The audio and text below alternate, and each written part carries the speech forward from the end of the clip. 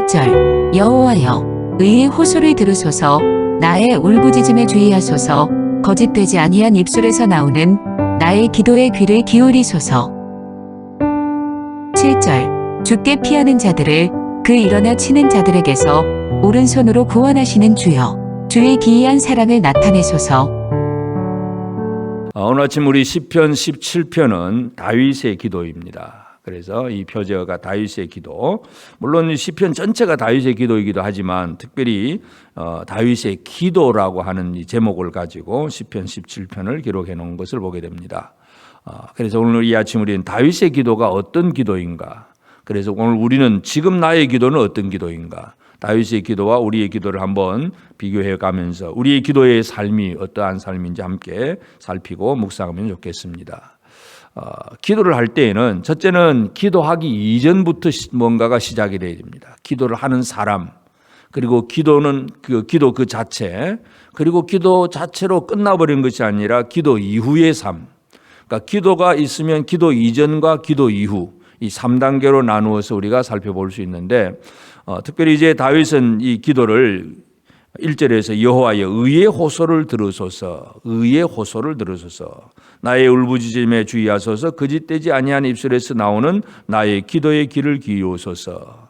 의의 호소, 의인의 기도, 의인의 기도라는 사실을 우리가 찾아볼 수 있습니다. 그래서 1절에서 이 다윗은 의의 호소를 들으소서, 이 의에 대하여서 얘기를 하고, 마지막 절 15절에도 나는 의로운 중에 주의 얼굴을 배우리니 깰 때에 주의 형상으로 만족하리이다. 결국은 이 하나님 앞에, 이 기도를 들으시는 하나님 앞에 나아가는 삶에 우리 기도 사람들에게 있어서 중요한 것, 기도하는 사람에게 중요한 것이 바로 의라고 하는 것입니다. 그래서 옳다고 하는 의로움. 그래서 첫째는 기도 이전, 기도하기 이전에 어떤 사람, 어떤 기도하는 어떤 사람이 되느냐, 의인이 되는 것.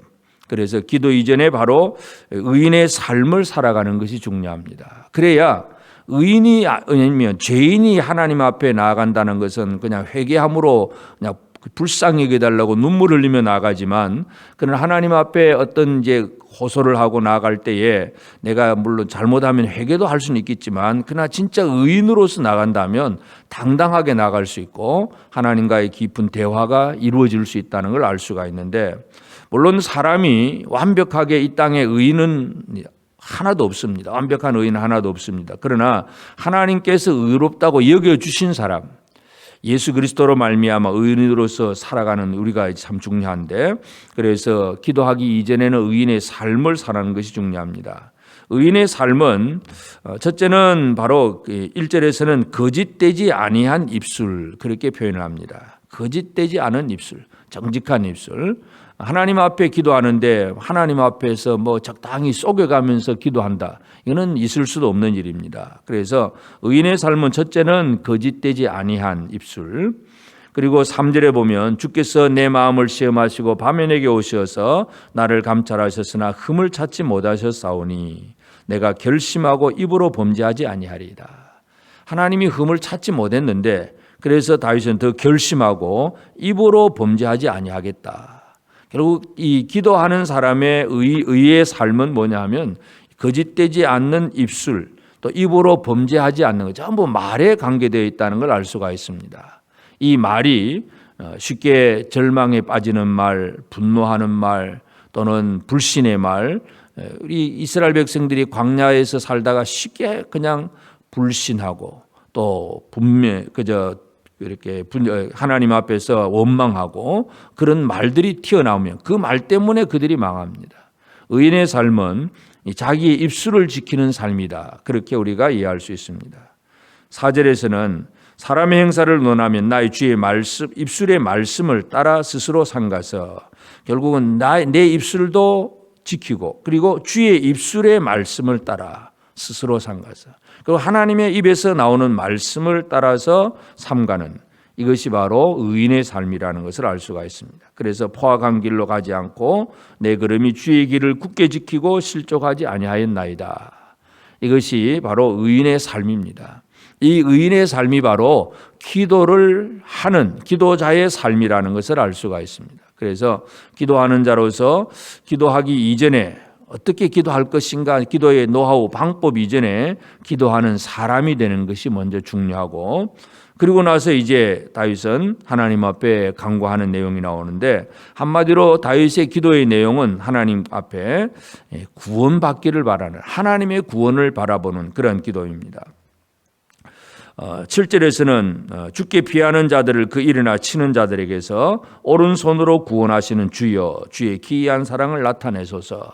주께 피하는 자들을 오른손으로 구원하시는 주님, 이 하나님의 오른손, 능력의 손, 이 오른손으로 구원하시는 주여, 주의 기이한 사랑을 나타내소서. 우리의 기도가 이와 같이 하나님의 그 능력 그리고 그 사랑, 이것에 근거한다는 걸 알 수가 있는데, 다윗의 기도가 바로 그것입니다. 하나님 앞에 나아갈 때에 뭔가 다른 데 근거하는 것이 아니라 하나님의 능력, 하나님의 사랑, 이것을 바라보며 나아간다는 것. 그래서 8절에서 나를 눈동자같이 지키시고 주의 날개 그늘 아래 감추사. 눈동자같이, 참 우리 눈에 티끌이 들어가려고 하면 아주 눈 깜빡할 사이에 눈꺼풀이 눈동자를 지키는 듯, 그러한 표현으로 하나님께서 나를 눈동자같이 지켜주시도록 그렇게 보고를 하고, 9절에서 내 앞에서 나를 압제하는 악인들과 나의 목숨을 노리는 원수들에게서 벗어나게 하소서. 다윗이 살아갔던 특별히 그 사울을 피해서 광야로 도망 다녔던 그 삶은 항상 이 대적에게 쫓겨가야 되고 도망해야 되고 숨어야 되고, 또 다른 나라로 블레셋으로 망명했다가 거기서 또 도피해 나와야 되고, 늘 이 주변의 어떤 원수들의 손에서 어쩔 바를 모르는 그러한 시대입니다. 그러한 때에 하나님의 구원이 절대적으로 필요하다는 걸 알 수가 있었는데, 그 원수들에게서 벗어나게 하소서. 이것이 바로 다윗의 기도입니다. 그리고 그 원수들이 하는 일들, 그 원수들은 우리 걸어가는 것을 애워싸서 노려보고, 우리 호시탐탐 노리고, 움킨 것을 찢으려 하는 사자 같고, 은밀한 곳에 엎드린 젊은 사자 같이 막 우리를 그저 어떻게 하든지 넘어뜨리려고 하는데, 하나님 나를 구원하소서. 그러면서 13절 여호와여 일어나 그를 대항하여 넘어뜨리시고 주의 칼로 악인에게서 나의 영혼을 구원하소서.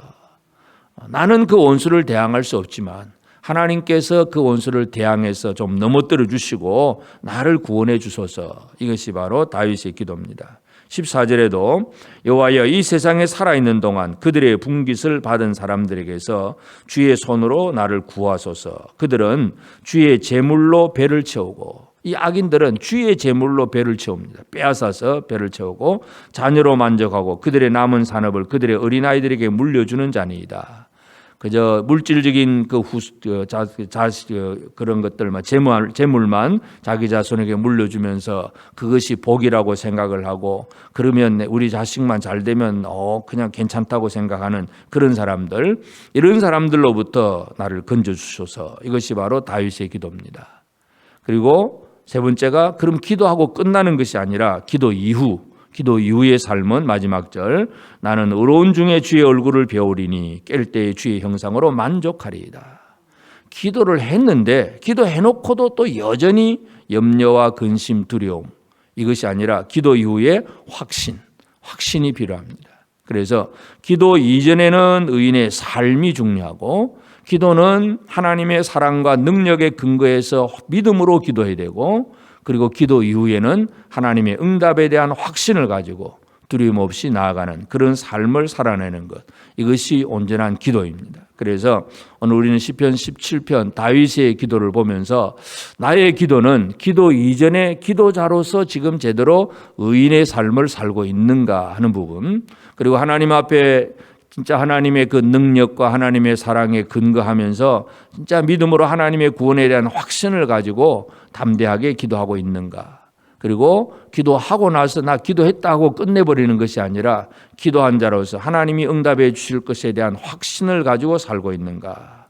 그래서 이 마지막 절에서 우리는 나는 의로운 중에 주의 얼굴을 배울 것이다. 주님의 얼굴을 배울 것이고, 그리고 깰 때에 주님의 형상으로 만족하게 살 것이다. 기도하는 자는 바로 이 만족의 삶입니다. 하나님과 통했고 하나님과 대화를 했기 때문에 염려와 근심이 없습니다. 하나님은 내 기도를 들으시는 분이기 때문에 그로 인해서 기쁨과 만족, 즐거움, 이것이 바로 기도 이후의 삶입니다. 그래서 오늘 이 아침 우리는 다윗의 기도를 다시 한번 묵상하면서 나는 기도 이전에 기도자로서 제대로 살고 있는가? 기도를 하는 데 있어서 진짜 하나님의 그 사랑과 능력에 근거해서 믿음으로 온전히 기도하고 있는가? 그리고 기도 이후에 응답에 대한 확신을 가지고 감사함으로 기쁨으로 즐거움으로 살고 있는가? 만족함이 있는 삶인가? 이러한 부분들을 우리가 기억하면서 오늘 우리의 기도도 다윗의 기도와 같은 이런 온전한 기도가 되어지기를 바랍니다. 우리가 이 땅에서 참으로 다윗이 그렇게 여러 가지 많은 어려움 속에 있었지만 다윗의 삶은 한마디로 기도하는 생활이었고 기도로 늘 하나님과 동행하는 생활이었습니다. 오늘 우리가 이 땅에서 직장을 생활을 하든 사업을 하든 가정에 서든 무엇을 하든지 간에 늘 하나님 앞에 기도하는 자로서 의인의 삶을 살고 믿음으로 기도하고 기도 이후에 진짜 확신을 가지고 하나님 응답에 대한 그 확신을 가지고 만족하며 살아갈 수 있는 두려움 없이 불안과 염려가 없이 살아가는 복된 우리 모든 성도들 꼭 되어지기를 주의 이름으로 축복합니다. 기도하겠습니다. 이제 오늘 받은 말씀으로 함께 기도하겠습니다. 첫째, 하나님께 기도하기 전에 먼저 주의 말씀을 따르며 주의 길을 굳게 지키는 의인의 삶을 살아서 담대히 기도하는 자가 되게 하옵소서.